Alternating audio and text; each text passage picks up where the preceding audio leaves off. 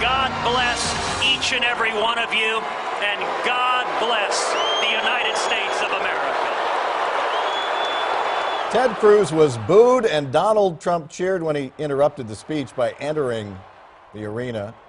Ted Cruz refused to endorse Trump during his speech at the Republican National Convention last night. That overshadowed the acceptance by Vice Presidential nominee Mike Pence, which was supposed to be the big news of the night. We got a lot of ground to cover with Dr. Jeff Engel, director of the Center for Presidential History at SMU.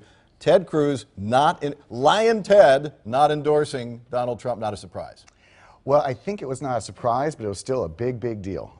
Usually the people who are going to go up on stage at the end of the day essentially take their medicine and get a big cheer from the crowd, but at the end of the day decide to vote, to endorse and support the party nominee. There's a lot of people who, remember, are not at Cleveland because they didn't feel comfortable being on stage at a Trump event. So maybe Ted Cruz should have just stayed home. He didn't even come close. Here's a sample. We must make the most of our moment to fight for freedom, to protect our God-given rights, even of those with whom we don't agree, so that when we are old and gray, and when our work is done, and we give those we love one final kiss goodbye, we will be able to say, freedom matters, and I was part of something beautiful.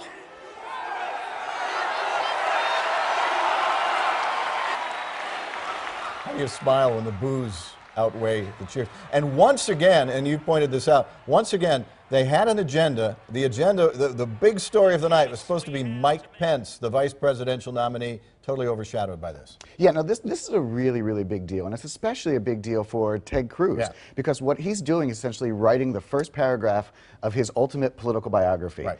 If Donald Trump goes on and wins, Ted Cruz is in big trouble. In fact, I'd even say he's probably in big trouble in 2018 in a primary to get his Senate seat back. But what he is betting on, and this is why people in the crowd are booing, what he is betting on is that Trump not only loses, but loses big. Exactly. And therefore, he comes back as the bright shining star who can say, I told you so. This is not a moment that we usually see at conventions. This is what they wanted you to hear, which is, oh, a P.S. guy named Mike Pence, who's the vice presidential nominee. Under Donald Trump, our deals will be smarter.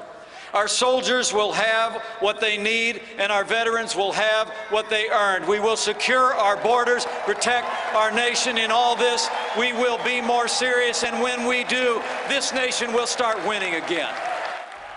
And once again, Donald Trump making an appearance. This never happens. Usually it's the big suspense and the build-up to the final night of the convention. This never happens. This is the first time in history that we've had a nominee show up all 4 nights. But I want people to think hard about what they just heard Vice Presidential nominee Pence say. He gave a long list of things that are going to be better in America. And gave no evidence whatsoever for what they're going to do to make those happen. The vague "Make America Great Again." In all of American history, I cannot go back and find a presidential campaign that has been so thin on substance, so thin on telling people what they're actually going to do. Now, I have to point out that those who support Trump, they make that part of their argument, that he's going to do things so radically different that he doesn't need to tell you what he's going to do because he's going to be about leadership. So the same lack of evidence is both useful for his detractors and his supporters. And people around the world are going to be listening for clues on something that he said the other day that to our allies is very disturbing. This is really, I can't even begin to stress how much I underlined the word really important, that Donald Trump said that we're not necessarily going to support our NATO allies and come to their defense if they're attacked. That we're going to first look at how good they've been in their contributions to the Allied Fund.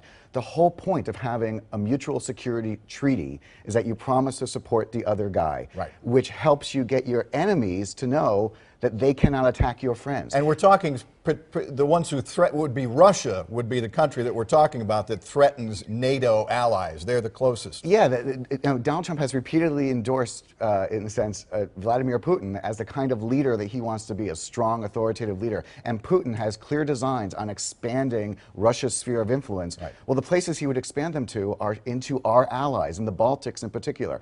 We have, since 1945, made a fundamental pledge that the United States will support our allies in Europe, period. Trump is basically saying that, well, it's all up for grabs now. One thing we have to talk about, John Kasich, who was the Ohio governor, the host, ostensibly the host of this convention. Though he's not there. Though he hasn't stepped foot into the arena, says he was offered the vice presidential slot and that he was told by the Trump people, specifically Donald Jr., that you would be the most powerful vice president in history. You would be in charge of domestic policy. You would be in charge of foreign policy. That'll just kind of be the figurehead. He'll be the guy who'll make America great, was what Right. Eric Trump told Kasich.